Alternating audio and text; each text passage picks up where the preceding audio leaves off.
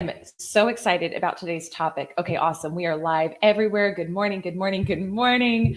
So, what we're talking about today has probably been one of the most transformational topics in my life. And it is how to create a millionaire money mindset. Mary, good morning. How are you? You're like always first on the draw on these lives, which I love because I know it's 5:30 your time and I am thrilled you're here. So, as you're coming in today, for those of you who are joining live, I want you to check in and let me know in the comments. Do you feel like you currently have a millionaire money mindset? Laura, good morning. You're going to love this today. Does that, and part of how you know if you do, is what your financial results are. But you can also be at that phase where you've shifted a lot of money beliefs and that money is coming in, it's in the active phase. So your physical results may not show that yet, but you got to remember that whatever idea you hold in your mind and start to emotionalize must move into form.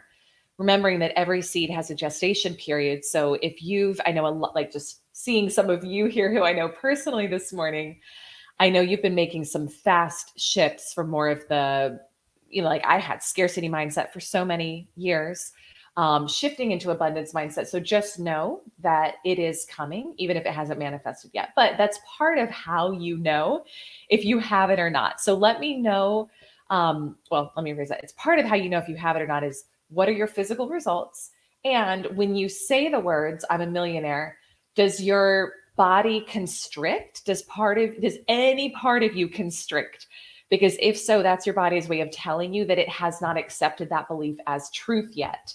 And that's okay. That's okay. Like we're not knocking it. So many of the women who I serve come from a background of, even if it wasn't poverty, like poverty thinking in their families, in their teaching. So Michelle on Facebook, good morning. You're saying it's coming. Yes. And I would say like, it's here, it's here, it's here right now. So just let me know in the comments again, like, do you feel like you have that millionaire money mindset or not yet? And that's part of my goal today. I want to give you one tactical thing and one mindset thing to help you develop that in yourself. We ran this challenge this past week. And for those of you who are here live, I know a lot of you were there for it. And I got to hear the stories of women behind the scenes. And this is part of what I get to do every day, which is such a privilege, is hear the behind the scenes stories of women and their conditioning around money.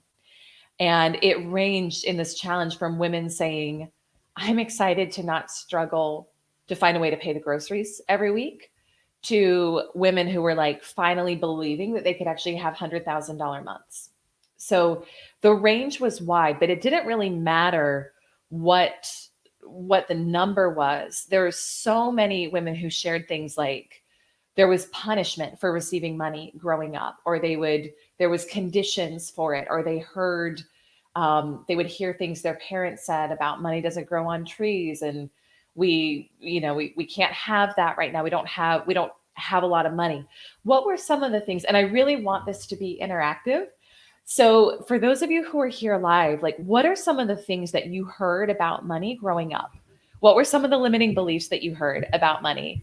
And my faithful lawn mowing friend is outside the front door right now. So if you hear noise, that's all that's going on. Thank you for bearing with me.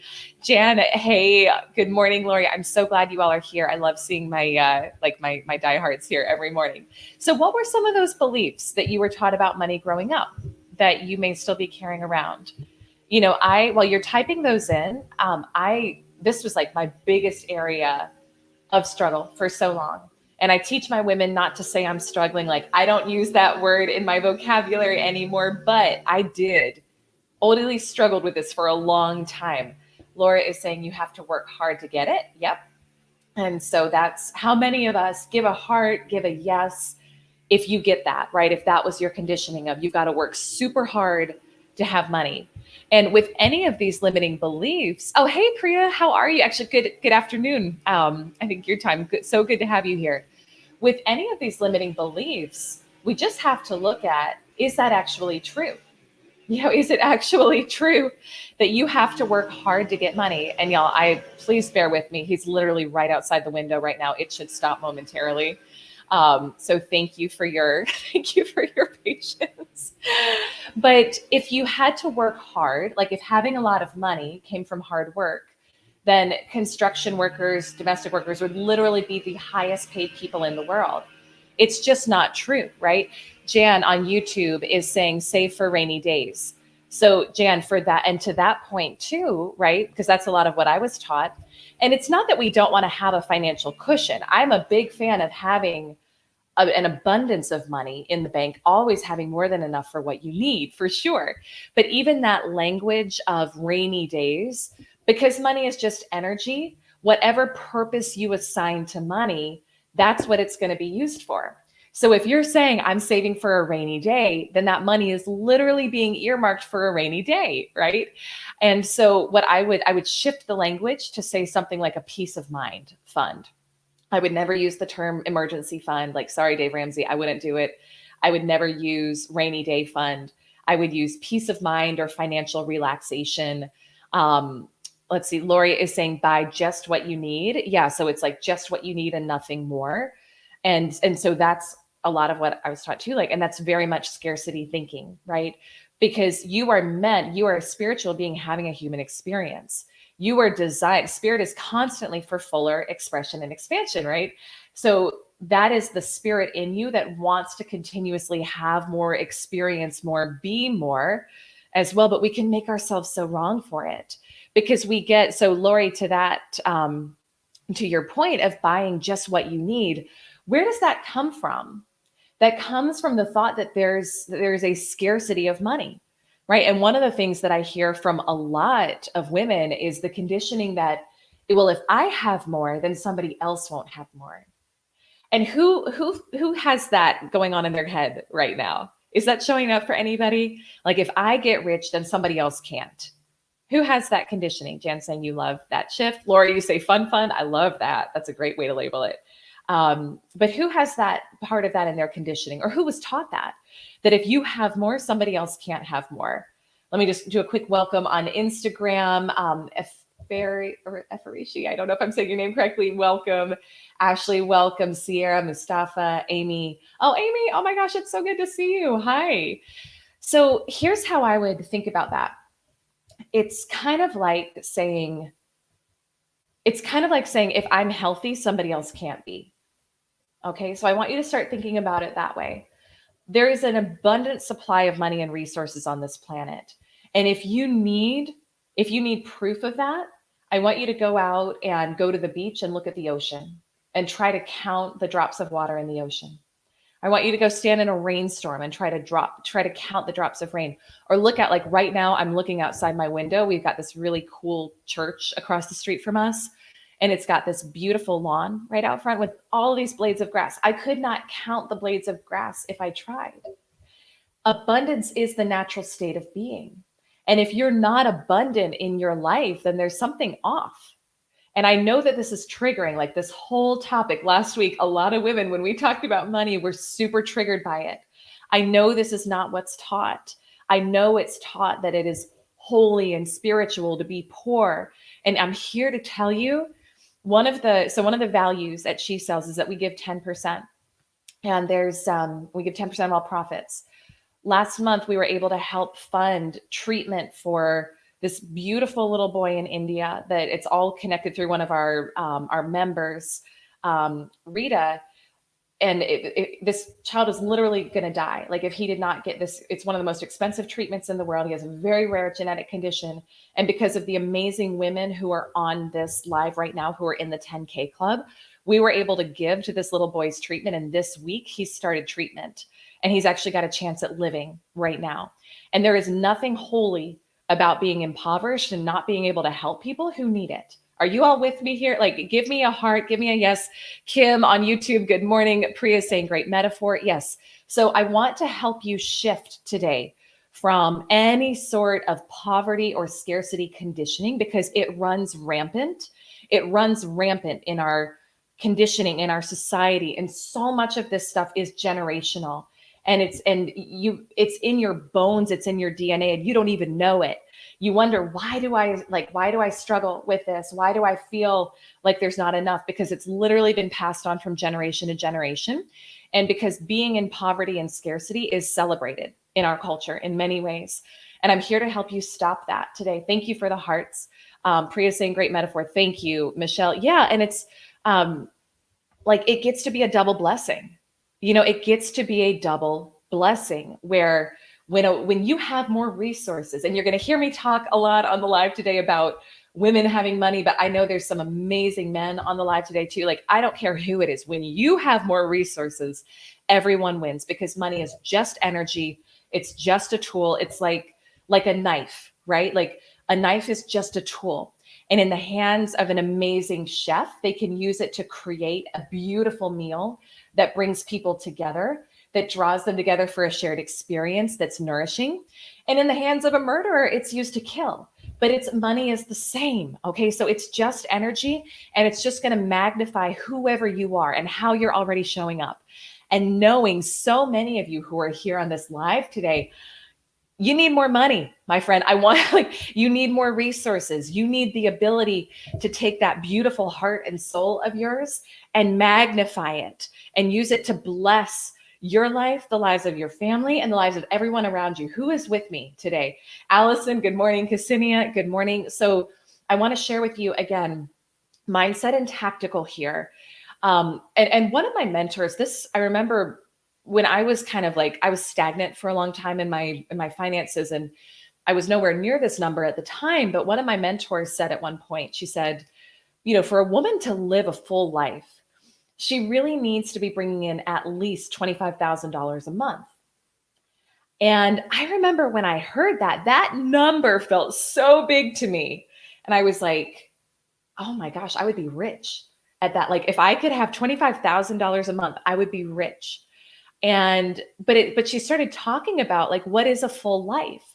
And now here's one thing that I want to say too, is you make your own money rules. So your number, whatever your number is for a full life, it may be higher than that, or it may be lower than that. Maybe right now $10,000 a month feels like that is expansion, that is richness, that is fullness. Maybe it's $100,000 a month, right? I don't care. One of the important things to know is money needs a purpose. Money must have a purpose. So if you want the money just because you think it's going to make you feel secure, I can tell you that's not how it works. And that's actually making money source. So what a lot of people will bring up at this point is the Bible verse in Timothy, the love of money is the root of all evil. So the biblical meaning of the word love is to make source, like to worship, to make source. That's not what we're talking about here. So I don't care what your spiritual path is, but this is not about money becomes God for us. So whatever your version of God, source, spirit, universe is, that's the source. Like, that's where we create from. That's your supply. The money's just a tool. So does that help? So, but we get to love what the money does for us. We get to love that experience. We get to love getting to live our fullest, most expressive, most expansive lives. But I know that keeps a lot of people stuck. Is that I had a lot of women say that last week in the challenge. Well, but what about the Bible and the love of money is the root of all evil? Hopefully that helps you understand that a little bit differently, that we're not making money God, but money is, so here's finally, I'm coming around. I'm coming full circle to your mindset piece. With the mindset, millionaire money mindset, I want you to start thinking about money like a person in your life. Okay. Money is just energy. That's all. Everything is just energy, including money. And so I want you to think about, if you wanted a relationship with a person that you wanted to be so beautiful and so, like, where you created in tandem with them and they were your soulmate and they loved you and you loved them back, how would you feel about them? How would you think about them? And for me, everything shifted when I started thinking about money like that, because it literally is a relationship, just like anything else in your life. just like your relationship with your body, just like your relationship with other people. Like I know when I am showing up as my highest self with my husband, our relationship is amazing. Like he loves on me, he shows up for me, and he's like he does this all the time because he's just like, oh, he's amazing. But I also know that what I get out gets reflected back to me. So if I have a less than holy moment with him in terms of how I'm showing up, I'm going to get some of that back. And so if you wanted that beautiful relationship with a human, and you wanted them to be there for you and to support you and to always like have your corner, how would you speak to them? How would you treat them, right? You would be like, I love you. I'm grateful for you. Thank you. Let's go do awesome things together. Like, I'm so excited to have you in my life. I want to hang out all the time with you. I love thinking about what we're going to be able to do next. That's that energy. Like money goes where it's appreciated. Money, so I want you, if you're taking notes, write that down. Money goes where it is appreciated. And I know if this is triggering the hell out of you this morning, just know, my friend, that means that you've got some money wounds to heal. There's no judgment. This type of stuff used to trigger the hell out of me. Okay. There's no judgment, but it's an awareness of, okay, there are some things that I need to heal in my relationship with money right now, because my relationship with money, and I know there's comments coming in, so I'm going to respond to those in a moment. My relationship with money for so many years was one of, it was dysfunctional. Like, let's just call it what it was. It was dysfunctional. It was, was there going to be enough when I check my bank account? And like there's money today, but what if it goes away tomorrow? And oh my gosh, you've got to be, at least like if you're not perfect today, that money's not going to be there. Who can relate to that? And who would want a relationship with someone like that, who's like, oh, I love you, but I don't want to tell anyone I love you. And you feel kind of dirty to me, and I feel dirty for saying I love you. So let's just keep this secret that I actually really want you. Like, let's not talk about it. And if it can just be like a secret little affair, that would be great. And that may be your relationship with money right now. And that's, if it is, again, no judgment, but that's why it's not showing up in your life. That's why it's not showing up in your life, because who wants to be in a relationship with someone who's that much crazy, right? Michelle's saying, ew. Lori is saying, I'm working on feeling that my mind gets it, and I'm working on feeling it. Any tips? So, Lori, I want you to, here's what I would do. I would get very relaxed, and I would breathe deeply. I would just take like 3 cleansing breaths. In through your nose, out through your mouth, in through your nose, out through your mouth, and just breathing and cleansing and feeling really relaxed and supported. If you're sitting down right now, feel that support in your seat of the chair, feel the floor underneath your feet. And I want you to close your eyes and just see in your bank account that $100,000 is in there right now. And I want you to feel what that feels like in this moment, to have that abundance, to have that opportunity, to have that level of circulation and flow and expansiveness in your experience right now. And literally place yourself there and feel that feeling. What would that feel like? Joy, gratitude, excitement, right?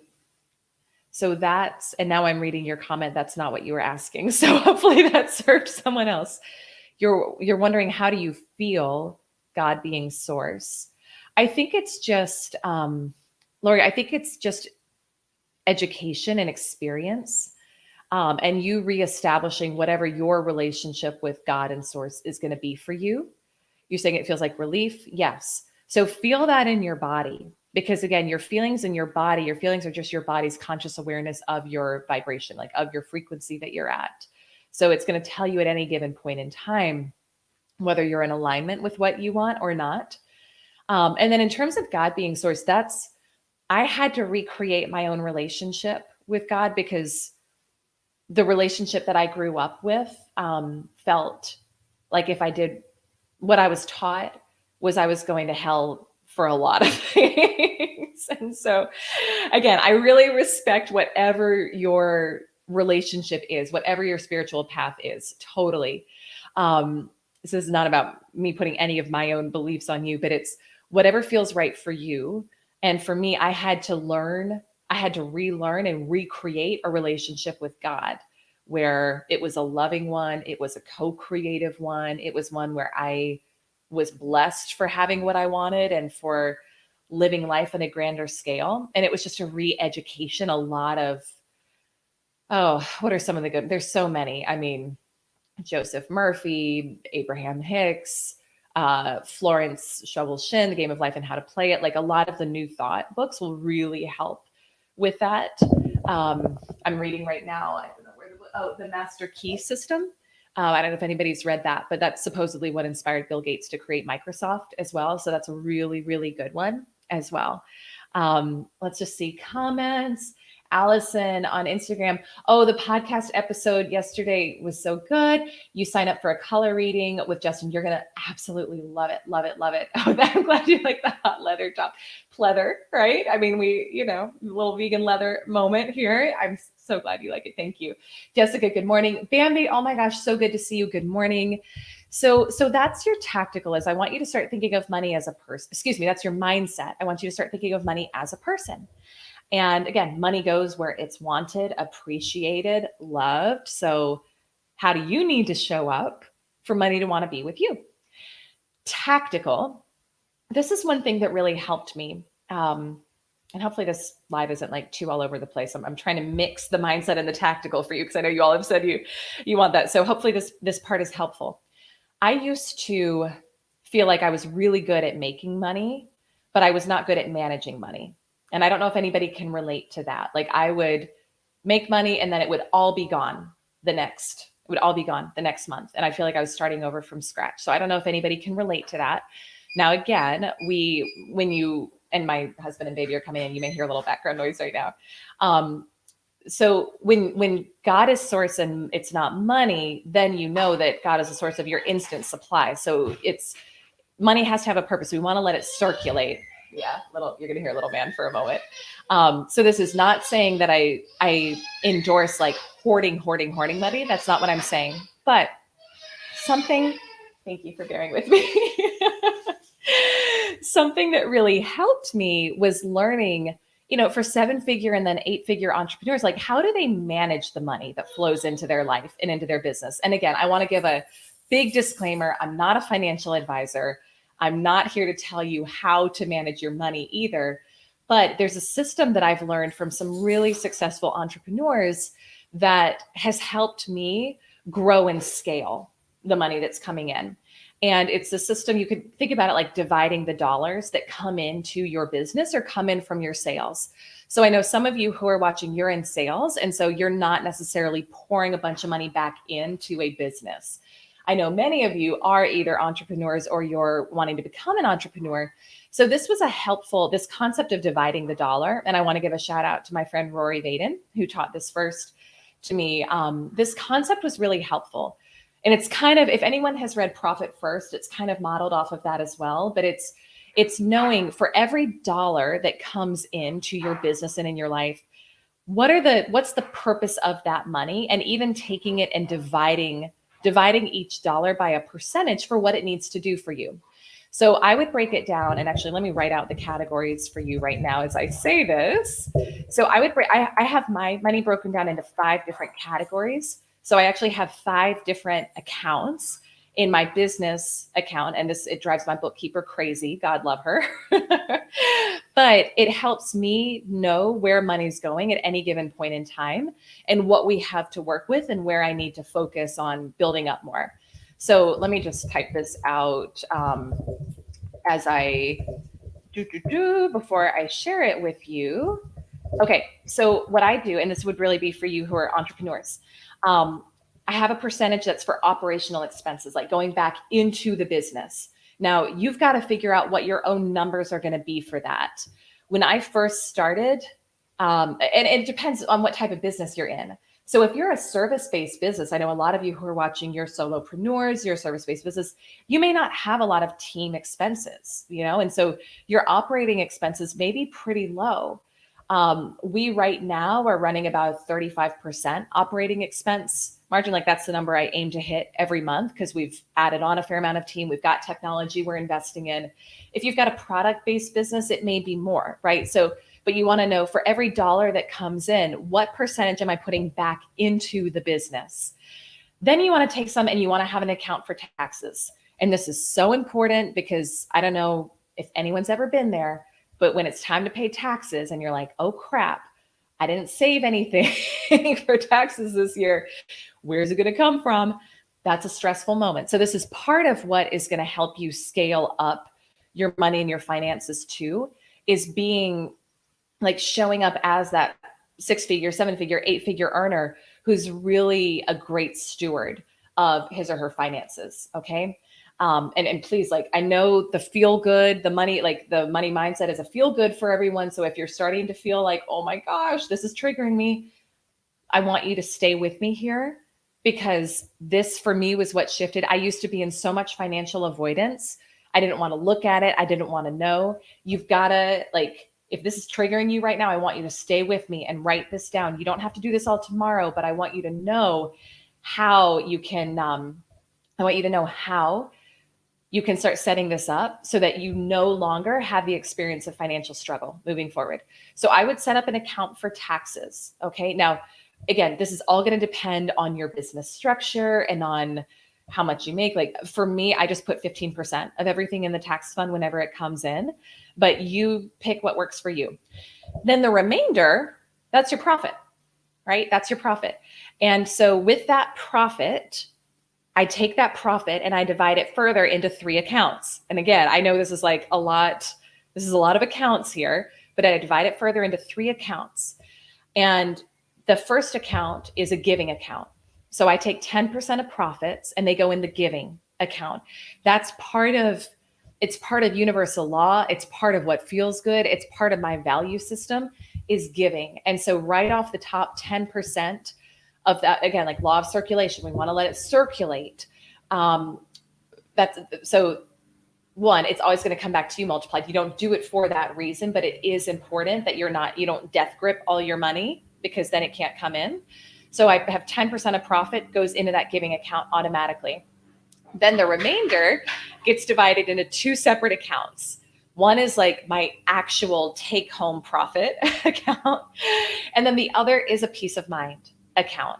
And this is something I learned from Mel Abraham. He's been on the podcast before. He's the behind the scene coach for Bread and Burchard, James Wedmore. He's got like a really strong CPA background as well as an entrepreneur background. And he calls it the 50-50 plan. So whatever your profit is that comes in to your business, take it in. And this is not about living in scarcity or lack, but the target would be take that profit, divide it in half. Half goes into taking care of yourself in the future, and the other half goes into your current living expenses. Now, I want to say with all of this, pick your own numbers here. And if those numbers are not realistic for you to do right now, that's fine. Start with what you can. Like maybe you give 1%, maybe you save 2% that comes in, but something to start getting the energy flowing in those accounts and start your mind thinking that way is going to help you really up-level your financial acumen so that more money can come in, because that is part of creating that millionaire money mindset, is knowing how money works energetically and being a great steward of your resources, right? And it's not about restriction. It's not about scarcity. We live a great lifestyle. We're building a better lifestyle. I want you to live a great lifestyle. I know that's why you're here. And it's about being that up-leveled, just boss of your money. So that is, hopefully I didn't lose everyone here with the really tactical money piece, but do you all have questions on that? I've got to go in a minute, but whoever is LinkedIn user saying good points, thank you. I'm glad it spoke to you. Bambi saying almost an emergency account for the other 50%. So Bambi, to your point, yes, but I wouldn't use the words emergency. I would use peace of mind. So what Mel teaches, so we hired him as our financial coach. What Mel teaches is you build up a peace of mind fund for every revenue stream in your life. So for your business, then let's say maybe you're investing in real estate, you're doing an Airbnb, you have a peace of mind fund of about 6 months for every revenue stream. And then once you've got that funded and filled, then you start using that other 50% that you were putting in the peace of mind fund for investments, for wealth building, so that you're not working the rest of your life, but you're actually getting your money working for you. But so that's where we're at right now, is we're funding those peace of mind funds and getting them to that, like that target amount, and then going to start like really honing in on investing. So Michelle saying not being a mathy person or a money person, that's really helpful. Yeah. And Michelle, and so, I'm going to say, like, don't say you're not a money person. I love you. But for so long, I felt intimidated by it. And then it was just like, oh, this is a really simple way of managing it when it comes in.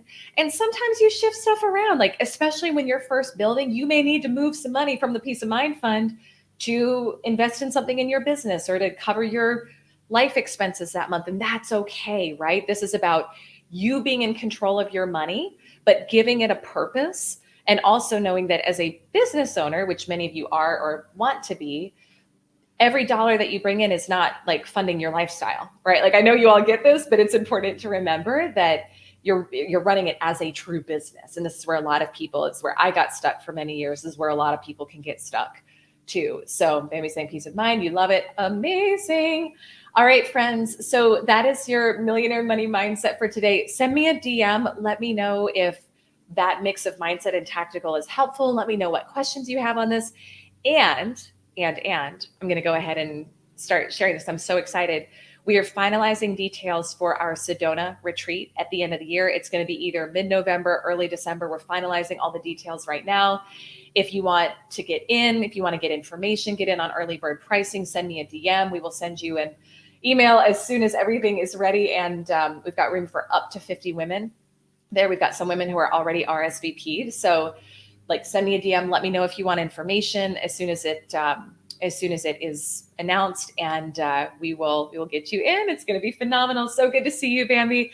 Priya, I'm so glad you're still here. You say you agree. Beautiful. All right, friends, I'm going to scoot and hop on a client call. I'm grateful for you. Thank you for being here today, and I will see you tomorrow morning again at 8:30 Eastern. Lots of love. Bye for now.